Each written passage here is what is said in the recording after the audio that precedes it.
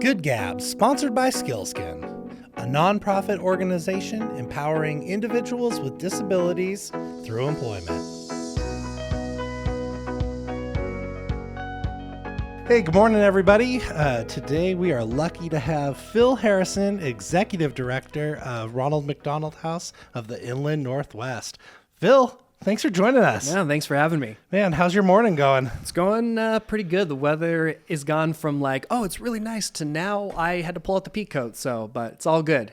Now we're ready for that ski season. Yeah, well, it's coming. Yes, it is. How's the new house? It is so beautiful. Mm-hmm. Been open for a couple years now. I imagine it's filling up quickly. There's a lot of need, right? Yeah. Oh, yeah. The need is definitely there. So, when the pandemic happened, it's March 2020. I remember one of the last things I remember doing was going to the open house for the new house. It was when I was working for the Y at the time. And, it's gorgeous. It's awesome. And then we open, we move families in. 2 weeks later, pandemic hits. Yeah. So you completely threw everything that you were ready to do out the window and you're completely pivoting. But so since that time, there's been a slow, steady buildup. It was, we would get the parameters of how many families we could have at the time. And we never stopped hosting families. We did have to pause intake, but we never stopped with, the families who are currently staying. They obviously got to continue to stay. And then it was a slow trickle back up. So it was like based on certain parameters, you could have this many families. And right. These areas are closed. And slowly but surely we've been picking back up. That average of adding on about 5 families every 6 months, that was kind of the steady average for a little bit. And so I've been there just over a year. And when I started, we were about 25 families. We have 34 total families that can stay in the new house. That's a busy house. Yeah. So we had about 25 families. So the original house, the South House, hosts 22 families. So we knew, what that was like. We have an idea of 25 families and what that was like. There was a couple of times that house would fill during this last year, and we'd have families in both houses. And then at about April 2022 this year, we started seeing our increase in how many families were staying with us, and we were at a pretty steady rate. So since April, we've had families staying in both houses.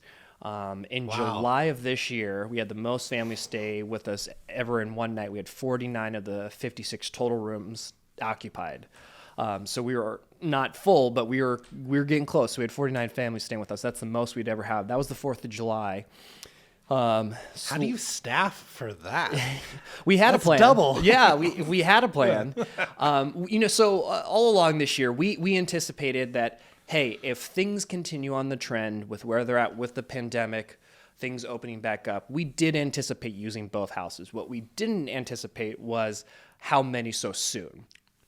We thought we would be about 35, 40 families between the two houses. Like I said, I would say since May, we've been averaging 40 to 45 families. So currently, to start this week, we had 35 families staying with us, and we had another 10 checking in. Now, there's a lot of checkouts and check-ins that happen, and there's coming and going that happens. But like I said, since probably about May, we've had 40 to 45 families staying with us, and it was at a much quicker rate than we anticipated. So, and we're opening up our family rooms in both Deaconess and in Sacred Heart. So yeah, What's that look like? I don't know what a family room. What's that mean? Yeah. So we have the two houses, and then we have our house in Northern Idaho, and then in Sacred Heart and in Deaconess, and then also out in Kootenai, we have the family rooms where for families, so the requirement to stay at the house is you need to be 40 minutes or 40 miles away from your local hospital. So the families who stay with us aren't from Spokane. Right. So 40 to 60%, depending on the fluctuation in a given year. It fluctuates between Northern Idaho. We serve 9 counties across Northern Idaho, and then the 15 counties across Eastern Washington, primarily the Tri-Cities, Moses Lake, Clarkson, Lewiston areas, all throughout the Columbia Basin. So those are the primary regions where our families are coming from. So the family rooms, those are for families who maybe are a little closer, so 20 minutes. So families maybe like in the Colbert region, pretty far south, Sprague area where they're a little closer to town. And a lot of those families are NICU or PICU families. So it's a place for them to stay where they can grab a nap during the day, they can shower, have a place to reprieve from the hospital room. Some real respite. Yes. Yeah. So you walk in, it looks similar to how our house looks.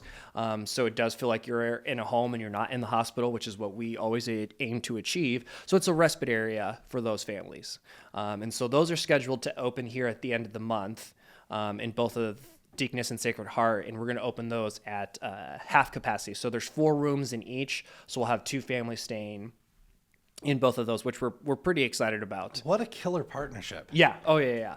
Yeah. So that's... Has that been in the works for a while? Yeah. So the Sacred Heart room's been around for a few years. And then Deaconess, we added that room back in 2019, I believe. And so that's a pretty new partnership, but we're happy for both of those to have that availability space. Obviously, it relieves a little pressure off of the families who are staying with us. It allows us to serve more families. Yes. Yeah, greater population. Some of those families who are in that 20-minute range, a little farther. So just more respite for more families. So pretty cool partnership. We're glad we're able to open them. We're not opening them at the full capacity for obvious reasons. The hospitals are not running still at their full. Yeah, they're still full in the hospitals. They still have their guidelines in place, and we work really closely with them to make sure we're respectful of their guidelines and policies. And so this was a joint conversation over the last 3 to 6 months of, hey, is this the right thing to do? Are we ready to open? The hospitals are great in providing volunteers, so are they able to staff and help us out, which relieves staff dollars for us? And then along with that, the infectious disease standpoint, are we ready for that? Can we maintain it? Have we learned enough? And all parties agreed, yeah, hey, let's open this at half capacity. We can do this. And if everything's going right, then we'll look at a later time next year to see if we want to expand. It's incredible. Yeah. What a way to serve. Yeah. Like you said, local and far away. What I'm curious, like our listeners, they might want to know, like, what does a typical family look like? Yeah. Like, who's in your house? Great. How do we help? Yeah, great question. So it changes. So our mission is we serve families whose children are accessing medical needs, whether for injury or illness. So, most common is obviously kiddos who are seeking chemotherapy for cancer. So we do see a lot of those. Recently, this year, the big thing in talking with our partners, and it's not just us, this is across the country and what hospitals are seeing, a lot of the newborns and the NICU. So, when babies are born, they're born early. Right. When they're born, they'll have a condition that requires them to stay in the hospital for an extended amount of time. So we've seen a really large intake in that. And that was one reason why over the summer, and I think continually just talking to our partners, we're going to see that as a common increase.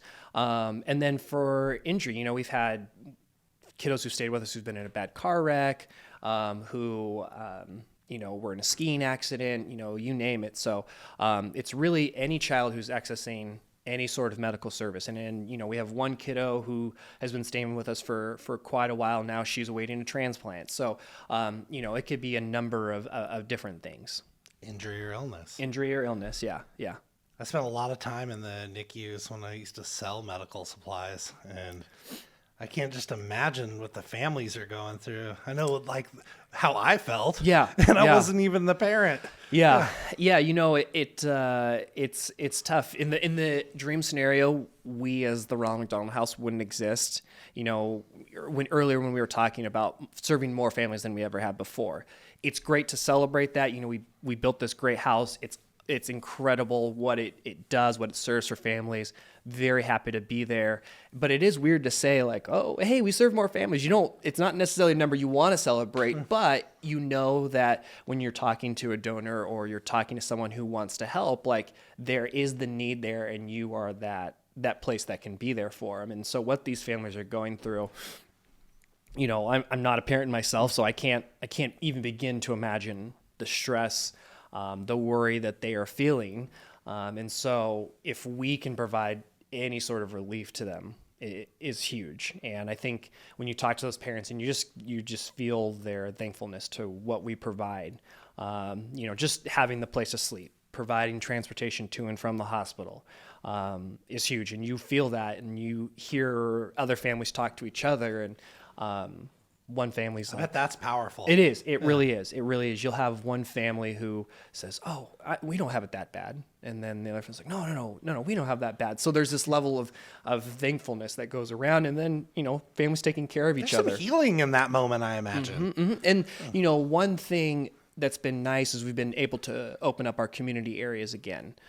So getting families to connect, that's one of the things we really want families to do. We want them to connect. We want them to be together. That healing that happens, that ability to share your burden and find the empathy in someone else who is going through something similar is huge. We had one family who was staying with us, pretty cool. The dad was a huge Raiders fan, huge Raiders fan. And he was staying with us for a few months. He's going to be back here in a couple months, but dad was a huge Raiders fan. And this year, the Las Vegas Raiders were the opening game for preseason. Right. And he was really excited about it. And what he ended up doing was he got a bunch of wings and ribs, and he cooked them up in the barbecue. And we have a movie theater room at the North House. And so he reserved the room, and he told all the families, "Hey, anyone who wants to come by, I'm making dinner. We can watch the Raiders game." And that's the type of community, the healing, the support that you want to see is families doing other things to help each other out, whether it's something as simple as making a dinner or, hey, yeah, I can, families who interact and their kids become friends, and it's like, hey, I'll watch for 15 minutes so you can go rest your eyes. Things like that. You want that community healing and that community connectiveness to happen. I can see when people are in service to each other, right? Because this burden is lifted, just being in the house itself. I imagine it's we have a place, it's safe, it's comfortable, right? We're fed. Yeah. And then that can give back right in that moment. Yep. It's got to feel good. Yeah. And then that give back doesn't stop there. We have families who continue to give back, who, they leave and they run supply drives back at home, or they will send in, hey, here's a check to help out the next family. They'll come back and cook meals. They'll join our board. The number of times that I've been somewhere and it's I stayed at the house. One time I was running a booth at a trade show, and afterwards I ran to grab a pizza on my way home, and I'm sitting there and waiting for the pizza, and I'm talking to the guy who is at the cook and the chef, and he's like, "Oh, well, what do you do?" And I was like, "Oh, I work for the Ronald McDonald House." And he's like, "Oh, I stayed at the Ronald McDonald House," and started talking about, why he stayed and how thankful he was. And then that give back doesn't happen. We get businesses all the time who's like, "Hey, you took care of my kiddo. I want to, do a roundup program for a month." So that give back doesn't happen doesn't stop once they leave either. That was my first exposure. One of my friends, she was, fighting cancer over in Seattle. Yeah. Stayed at the house there. And later her family said, "Steve, you want to come cook at the house?" Yeah. And that was here in Spokane. Yeah. The old house, South House. And that was my first exposure. And I was like, whoa, what is happening here? Because I'd always heard about the Ronald McDonald House, but I actually didn't. I was ignorant. Yeah. I didn't know what it was. Yeah, same. And I very similar experience. I attended an annual breakfast because when I worked with the Y, I worked for Camp Good Times, or we hosted Camp Good Times for kids who had been diagnosed with cancer. And I went to the Ronald McDonald House annual breakfast, and that was the first time that I was exposed, and someone got up there and shared their story. And, I'm fresh out of college, just not working as a program coordinator. And I was like, "Yep, here, take my money. Here's my one Starbucks. Here's my one Starbucks a week I can give you. This is what I can do." And then later on, the Good Times staff and myself would go cook a meal. And so that was my, next exposure. And seeing that carried forward, working with Good Times, we have kiddos who stay with us who eventually go. And so they're going to be coming to cook a meal here sometime in the winter. They want to do the same. So, yeah, that's awesome. Yeah. Well, you were talking a little bit about the why. I know our listeners, they're interested in you. Yeah. Tell us a little bit about yourself. Yeah. You've been in Spokane long. Just let us understand you, Phil. Yeah. No, I've been in Spokane a long time. I'm born and raised. All right. So yeah, I grew up here. as a kid. And then I went to the University of Washington for undergrad, and like everyone who goes to college, didn't know what I wanted to do. And when I worked for the Y, I worked for a summer camp. So I worked with a lot of college students. And one of the things I'd always tell them was like, hey, you don't have to know what you're going to do. That's okay. No one does. No one does.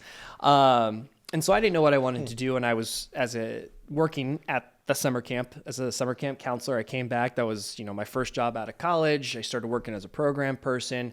And my initial thought is I wanted to be a teacher. Okay. Yeah. I can see you as a teacher. Yeah.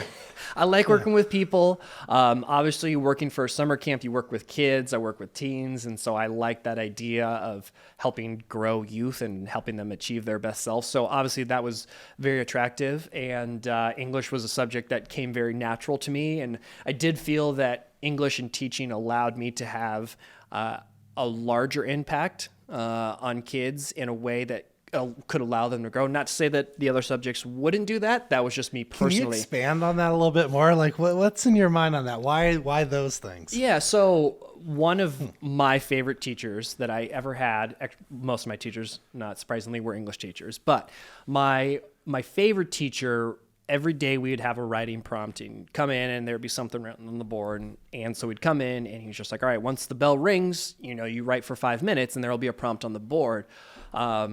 But his big thing was like, I don't care if you answer the question. Like, if you come in and you look at the question and you're like, I don't want to answer that question. What I do want to say is I want to write about how my, boyfriend broke up with me and now we're broken up, or, oh my gosh, I played so bad last night. Like, whatever it is. In my basketball game. Yeah, but right. Just right. If you want to talk about the movie you saw 2 weeks ago and what the effect he did not care. His big thing was just write for 5 minutes. Express yourself. And I really appreciated that. And there were times when, obviously, I would answer the question, but the other times it was like, hey, I've got this on my mind. I want to write about it. And I really appreciated a teacher who allowed you not only to express yourself, but then put yourself in your writing. And so then, that translated to other assignments. Yes, there were assignments that were the mandatory assignments that, curriculum dictated that he did, but you still were allowed to insert yourself. And I had a number of English teachers that would allow, like, hey, you want to do a book report or a biography, whatever it was, but you could put yourself in there, and they would always reward those students who put themselves into the project, Nice. Didn't stray from that. And I do feel that the subject of English and literature can allow you to do that. And I've taken literature classes where, like, poetry is not something that I'm fond of. And I took a poetry class in college, and believe me when I say I was cynical as anyone could be in that class. And I think 2 or 3 poems I ended up writing were satire and cynical of poetry and how much I didn't like it, but I did great on it because because the teacher was like, hey, you're putting yourself in there, you're letting your voice be heard. So that's why I was drawn to it. Warmed English. your heart. Yes, it did. It did. So, but yeah, I liked working with people. And then while I was working for the Y at the time as a program coordinator, my mom was like, hey, have you heard of this program at GU for organizational leadership? And my plan was just to take a year to work and then go back to school and get my master's in teaching. But during that time working for a nonprofit, I was like, oh, hey, I enjoy this. I like this. I like working with people. And so then this was actually going to allow me to work at the same time and pursue my master's. So Nice. That's what I decided to do. And, there was the logical side of me. I was like, well, I could work for 5 years and then also have my master's. That'll look really good on a resume. So there was It's logical. It's very logical. So there was that part of me that was like, oh, this makes sense. So that's why I chose to go to GU for my organizational leadership and get my master's there. And then later I decided to leave the Y for a little bit, worked for Dorian, the school photography company, very much enjoyed my time there. Some great folks there, great Really? connections. Were you setting up the backdrops at schools? Well, I will tell you, I did learn, and I did go to a couple school. I was not hired as a photographer. Okay. I was hired as a marketing person and some business development and business strategy, which was great experience to see a for-profit world and just how things are a little different. Absolutely. and get involved there. And so, like I said, I enjoyed my time. And then the Y came calling back. They had an executive director position open at the camp that I ended up going to as a kid. And so I went and worked there for Camp Reed for a number of years. And then the opportunity for the Ronald McDonald House opened up, and heard about it. And, a great institution here in Spokane, great nonprofit, not just in Spokane, but across the country. Absolutely. Another way I can serve more people across the state, in a larger geographic region. So I was like, well, hey, let me see if I have a shot here. And I received a bit of advice, and because I was really nervous to apply, like, hey, this is a big step. Pretty natural. Yeah. It's a big step. It's a big job. And I was like, well, I don't want to be afraid of failure, but like, hey, this is a big step. And I received some advice from a person I was working with at the Y, and close, we worked hand in hand, and I told her, I was like, hey, I've got this opportunity that's presented itself. What should I do? She was like, well, you apply. And right, start there. Start there. You apply. And I was like, okay. Like, are you sure? Like, I'm going to leave then if I get it. It's hard to start that though, right? Yes. And let alone press the buttons. And Right. And, she gave me a good piece of advice, and it comes from her and her husband, two people I really appreciate. And they're just like, hey, you apply, because two things are going to happen. One, you're going to learn where you stand. You're going to learn a lot. It's never a bad thing to interview, because everyone can practice those skills. And then, third, if you get it, great. It's an incredible opportunity, but at least where you stand, what you can work on. And along the way, for us, or where I was at the time, like, you might be able to pick something up that you can bring to us. And so, so I chose to apply, and that's pretty lucky enough. Yeah. That's incredible advice. Yeah. I think our listeners could take that. Anyone could take that, right? Mm-hmm. See where you stand. Yeah. And when I thought back, so we did Leadership Spokane together. Yeah. That was fun. Yes, it was. It was. And I can't remember the speaker off the top of my head. I think it was one of the original Leadership Spokane folks, but they were talking about opportunities and, say yes, like, just see what happens. And gosh, I wish I could remember who this was, but she was saying that so many of the great things in her life were because she said yes to new opportunities. And, I remembered her saying that, coupled with the advice I received about, apply and see what happens. I was like, all right, well, great things lead to when you take on opportunities. Yeah, I think I remember that. It was when there was the panel of the original folks. Yes. Yeah. That impacted me too. I actually ended up volunteering for an organization called Spokane Housing Ventures, in the low-income housing world. Yep. And I think that was kind of one of those moments for me too. Mm-hmm. That's awesome. Yeah. I mean, it really is like whether it's volunteering for something, stepping up when someone asks you for your help. Now, obviously, I think you got to be mindful of your own time and your own capacity. But yes, saying yes, I do think leads to good opportunities, and in the long run can be beneficial. Has volunteering been part of your life? Oh, yeah. I mean, forever, I should say. Yeah. Or when did it come into your life? I guess that's the real question. Gosh. I think one of the first times I remember volunteering as a kid, my mom signed us up to volunteer for the Special Olympics. Okay. I don't know, what would I say, in elementary school, maybe sixth, seventh grade. And I remember doing that. That was one of the first volunteer opportunities I really remember. Like, I did Boy Scouts, Cub Scouts as a kid, but like, hey, we're going to sign up. We're going to go do this on our own time kind of thing, and not necessarily a club, which was great. But that was one of the first times I remember doing something like that. And then, I volunteered at the Y in a number of different capacities. And, other opportunities that came up through school, whether it was fund drives or, fundraisers, things like that, ways I could help out. But yeah, volunteering, I can say, like, dating back, goes back a while. So sounds like it. Yeah. I'm curious, a lot of people we've talked to over, the last couple months, Mm-hmm. it's like, start to hear, and it sounds like there's this heart of service in the folks that we're talking about. And I feel like sometimes it's like learned. Sometimes people are born with it. Yeah. Sometimes it's an event that happens. I mean, you have a heart for service. I hear it from you. Like, can you point to anything?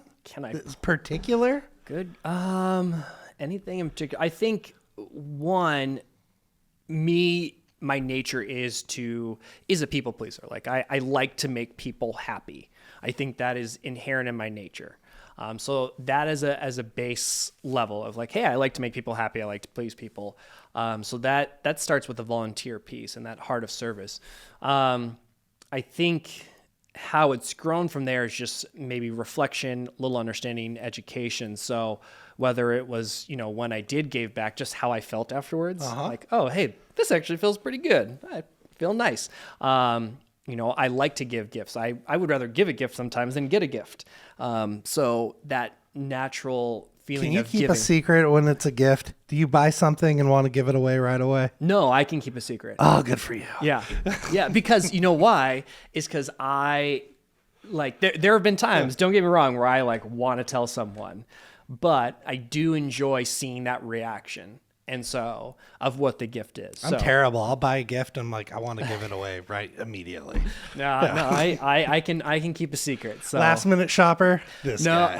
I am pretty like, this is my weekend. I'm going to go do it. I'm going to get my shopping done. Here's my list. I think about it. I put a little time. And so, there's the quick like, oh, hey, I got to go grab a birthday gift for someone. But like Christmas shopping, like I will probably be making my list here in a couple of weeks. Nice. So. I love it. I bet you're a good gift giver. We try. We try. But the evolution of service. Yeah. Like that.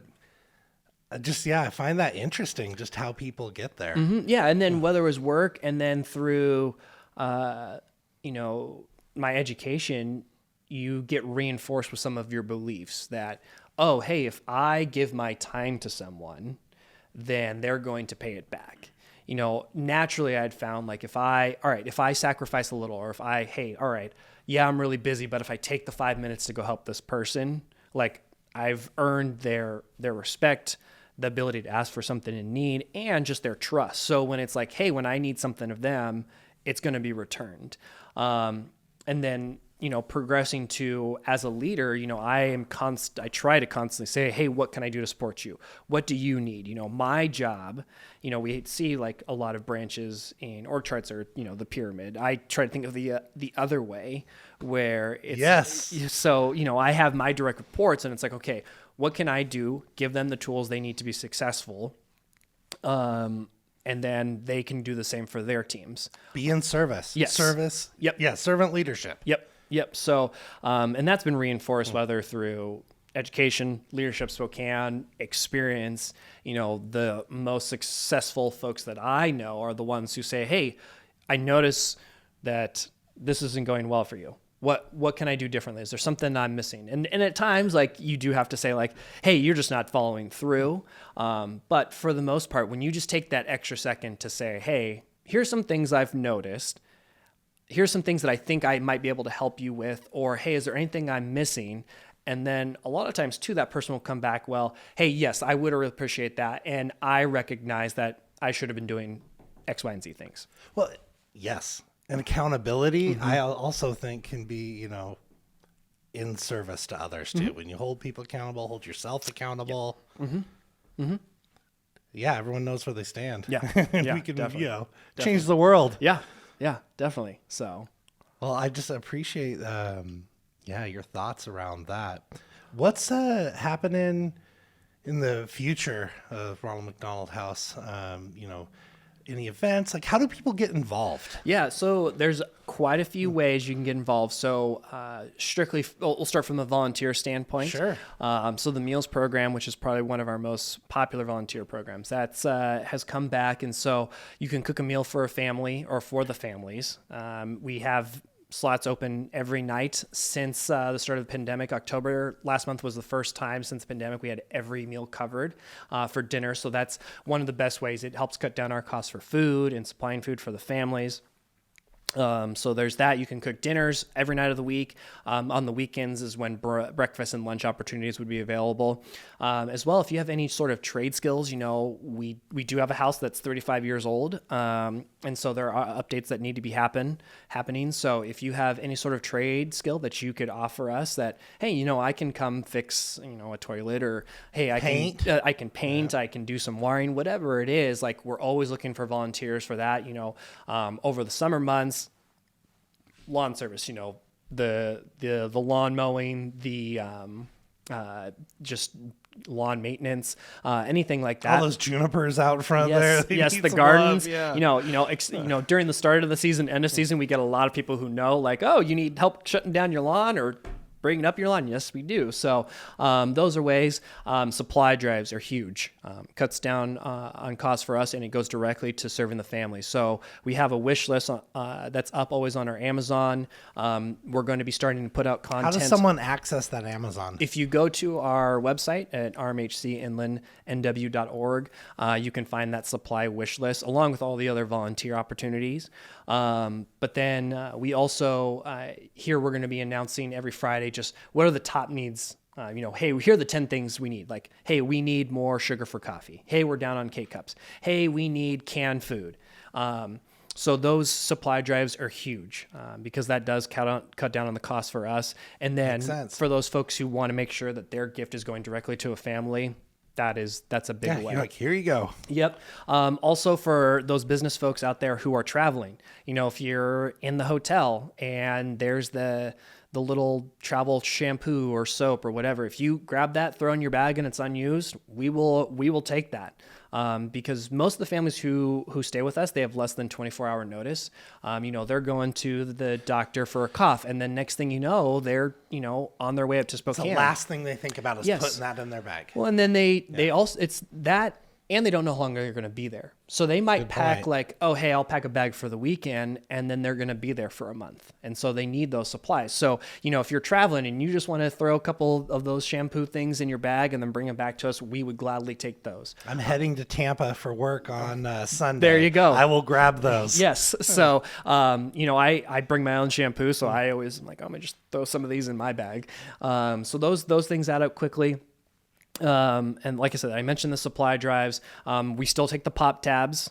I have one in my house, and so, whether it's a pop, a soda, a beer, just pop off that tab, throw it in the little box, and we still collect those.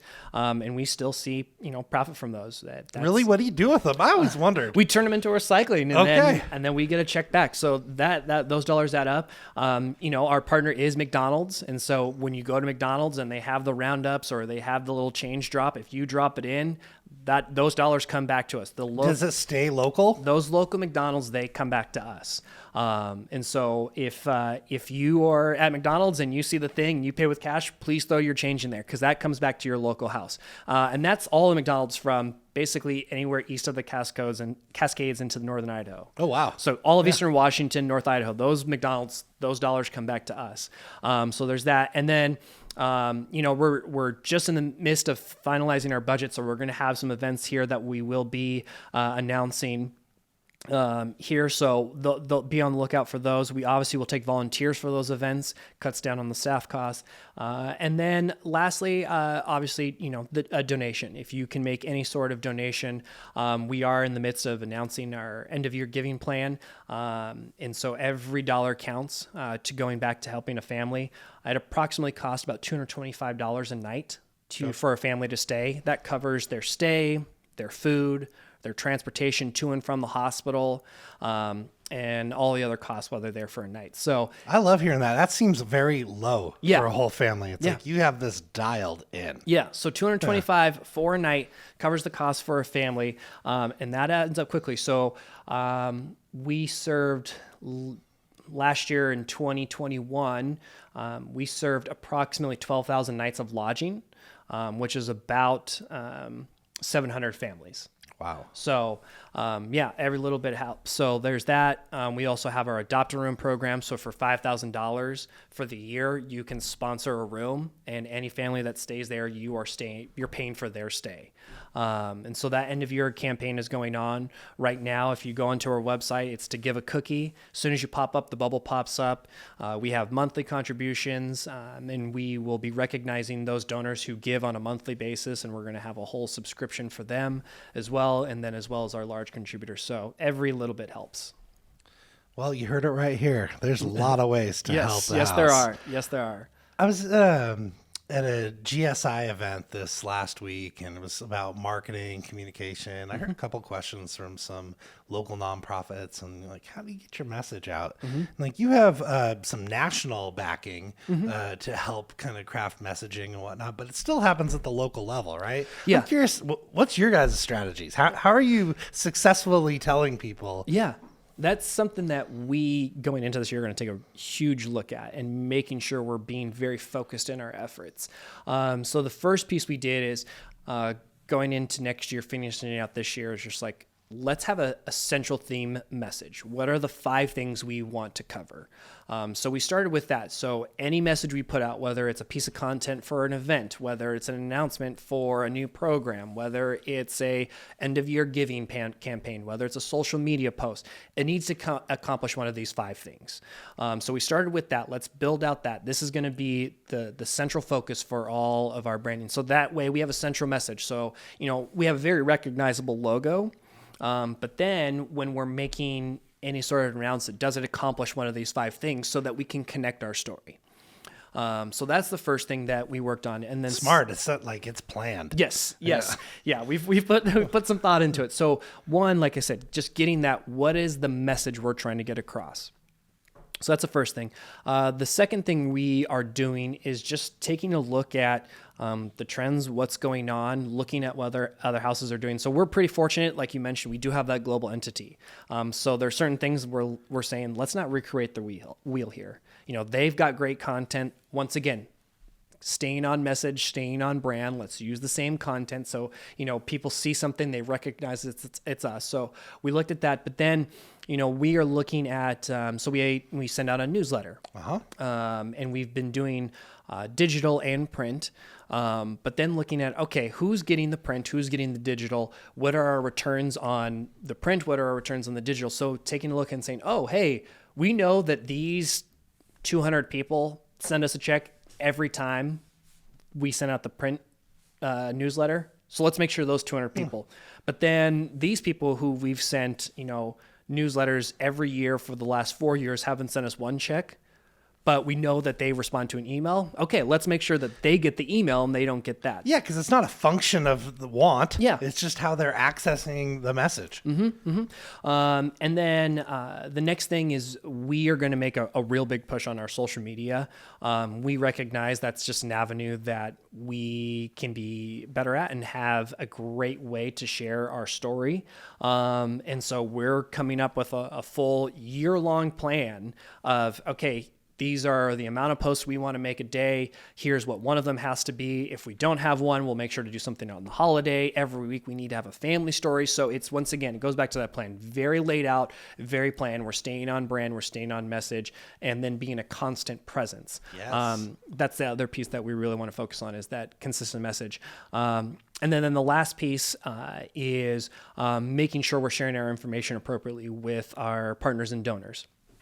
So recognizing our partners, I mentioned McDonald's, whether it's our hospital partners, the longtime partners who've been with us for forever, we want to make sure we recognize them. We keep them in the loop too. Hey, this is where your dollars are going to. Hey, you donated this. This is how we can translate it into what happened. Whether it's you donated to this specific item, here it is. Or, hey, you donated this. This is what happened with it. This is, you put your logo on this. Here's the impressions that you got. So that's the other piece, is sharing with them. Yeah, but let them be a part of the whole story, right? Not just a transaction, but Right. like the story. Yeah. So, Can we step back just for a second? Yeah, I'd go love for it. if Go you for would it. share with our listeners, Yeah. like, what platforms are you looking at as far as just for anything? social media?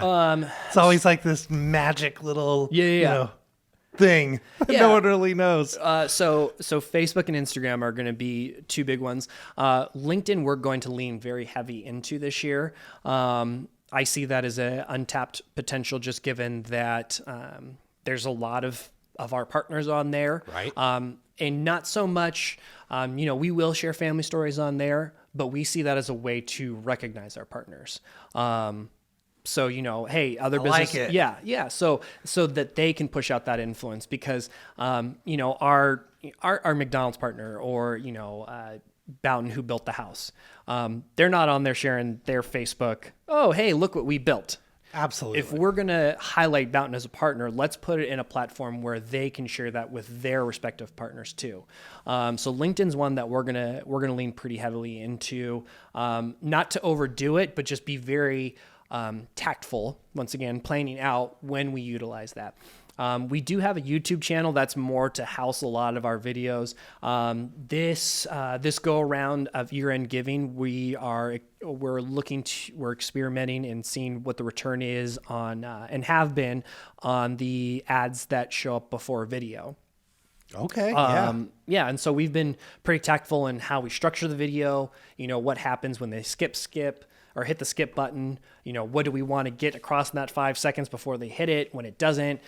So we're really just trying to see where that can lead to us. Cause it is a different generation, that is coming up, digital media, digital streaming is a big platform that there's not a lot of information out at the moment. But it is an area that we think that, we can tap into and see what would happen. And then really, I think just assessing there's other mediums, whether it's, the print ads, billboards, radio. I think with those, we just want to be tactful in how we utilize them. So if it's an event that is catered more towards maybe a younger demographic, maybe radio is something we're going to shy away from, because we know hey, this demographic doesn't really listen to the radio, but we might say, hey, let's see if we can find maybe podcast ads. As a way of opportunity. So Good Gab needs a sponsor. always looking for those. So yeah, I think that's the last thing is just who is listening to what and what mediums. And, when we structure our events where we look at, hey, who is this catering to? Are we tapping into a market that would not be one that we would have reached out to? So how do we reach that market in our advertising? I love it. You're taking this very focused approach. It's, using some of those, business tools and put it in the nonprofit world. I think nonprofits need these skills. Yeah. We want to change the world. We want to move the needle. We want to help more people. Right. Well, let's do it. Yeah. And it's a fine balance. I mean, as you know, when you're running a nonprofit, there's a culture and a consistency you want to maintain with that. But then also you have to understand I still have to run a business and still make sure we're doing right with our dollars. So it is a fine balance of let's not lose our culture, but at the same time, we need to get our message out there, because there's a lot of messaging that goes out right now and a lot of nonprofits that are looking for a lot of dollars. And so let's make sure we're one that stands out. I love it. I know, I can't imagine being in any other business before coming, from the sales world for most of my life. And then being fortunate enough to learn about the nonprofit world and then be in it. Yeah. And then, be part of a team to, change people's lives and affect our communities in a positive way. It's I just can't imagine anything else. Yeah. Agreed. And like I said, leaving for a little bit to go to a for-profit world just to see the other side of things was really beneficial. It'd be okay, there are similarities here. There are differences, but there is some sharing that can go on. Yeah, we can be in service. We can keep the lights on. We can do more. Yeah. Well, Phil, I just appreciate your time. And I'm wondering, do you have any parting thoughts for our listeners today? Oh, man. Parting thoughts. Whew. You've heard it here, everyone. Changing the world. Changing the world. Parting thoughts. So what would I say? So when I have, through my time, I got to work with a lot of young people. And when I was at the Y, they would always ask me, as a young, successful person, hey, what's your advice to continue that success? And, you've achieved a lot. How did you do it? What would you give as advice? And so I say this to other young leaders out there. It's the first thing is I got here because I put my head down and I grinded. And so I would stress that you gotta put your head down and you gotta grind. And at times it's not going to be fun and it's going to be tough. Yes. Believe me, there are plenty of times where I and for any job, but when you are, maybe the low person on the totem pole, there are times it's a bummer and you just got to put your head down and you got to grind. And it's not going to be immediate either.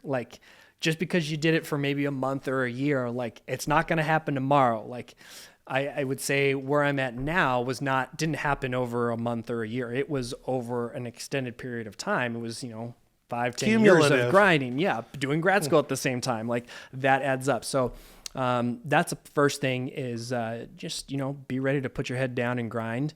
I think the second thing I try to always tell young people is like, just understand you're not the smartest person in the room. And like, I remember like being young and coming up as a young professional and being like, oh, I'm young, I'm professional, I know what I'm doing. Well, I've never been there. Yeah, no. And I know everyone can relate to this. Absolutely, like, we can. I speak to myself all the time. And so I just try to really emphasize that like, you're not the smartest person in the room. And I think what I always try to do is I try to surround myself with people who are smarter than me. Yes. And I like openly admit, like I tried to do that. It's only going to make me better because then I can learn, but then it makes the organization and business better.